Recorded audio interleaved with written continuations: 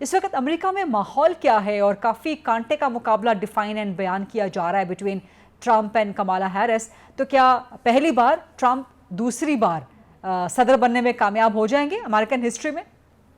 Definitely इस वक्त अगर सर्कमस्टांसेस देखें तो दुनिया के अंदर जो इस वक्त जंगों का दौर है, जिस वक्त दुनिया जल रही है प्रैक्टिकली, और जो चाइना रशिया अलायंस हो चुका है to fill up the gap of the जो अमेरिका की वीक फॉरेन पॉलिसी की वजह से वैक्यूम छोड़ा गया था, they are filling it up. और ना सिर्फ ये दोनों कंट्रीज फॉरेन पॉलिसी को अब्यूज कर रहे हैं, बीबी नेतन्याहू इजराइल भी इसको अब्यूज कर रहा है। आज अगर क्वेश्चन पूछा जाए कि वेयर इज बाइडन, जो बाइडन, तो वो बिल्कुल कहीं नजर नहीं आते। और 4 साल की फेल फॉरेन पॉलिसीज और डोमेस्टिक पॉलिसीज को अबैंडन करना इतना आसान नहीं है। और अगर देखा जाए ये सारे सर्कमस्टांसेस को, 21 मिलियन इलीगल इमिग्रेंट्स को देखा जाए तो किस तरीके से एक डेमोक्रेट कैंडिडेट जीत पाएगा।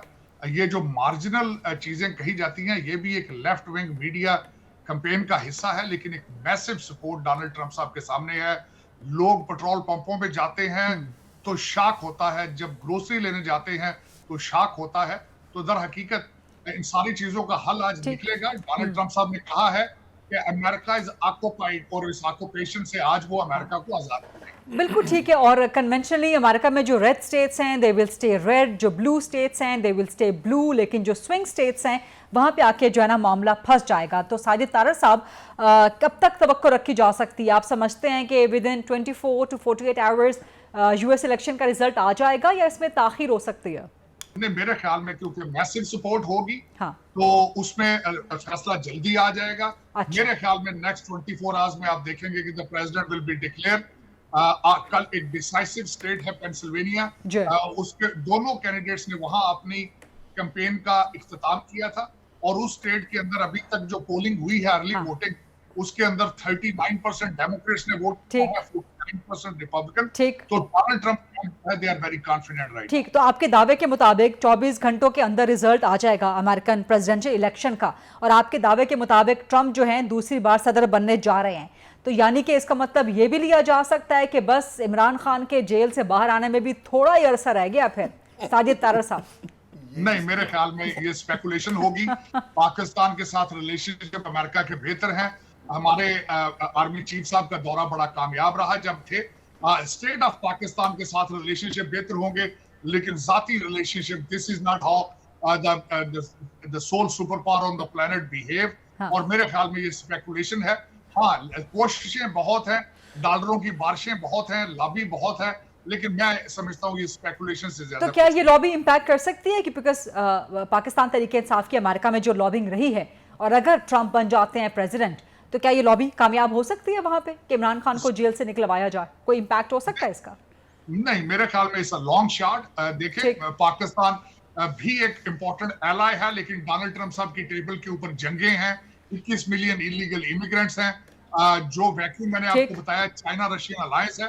तो उसके अंदर ये इस तरह स्पेकुलेट करना कि वो इलेक्शन जीतते ही इस्लामाबाद अडियाला जेल के सामने आ जाएंगे, that will be a long shot. This is just a speck, ठीक है, in the bigger scheme of things. आप मुस्लिम्स फॉर ट्रंप के सरबराह भी हैं, मुस्लिम कम्युनिटी का एक अच्छा खासा वोट है।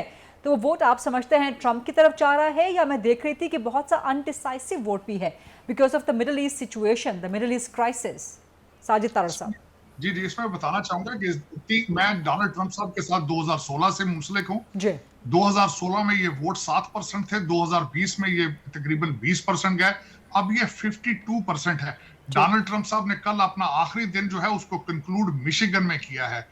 नॉर्थ कैरोलिना गए, उसके बाद उन्होंने रीडिंग, पेंसिल्वेनिया, पिट्सबर्ग गए, और लेकिन कंक्लूड मिशिगन में किया। मिशिगन में सबसे ज्यादा अरब मुस्लिम्स अमेरिकन सेटल हैं। 52% मुसलमानों ने इंडोर्स किया है उनको। डोनाल्ड ट्रंप साहब ने बार बार स्टेज पे चढ़ के उनकी इंडोर्समेंट को एक्सेप्ट किया।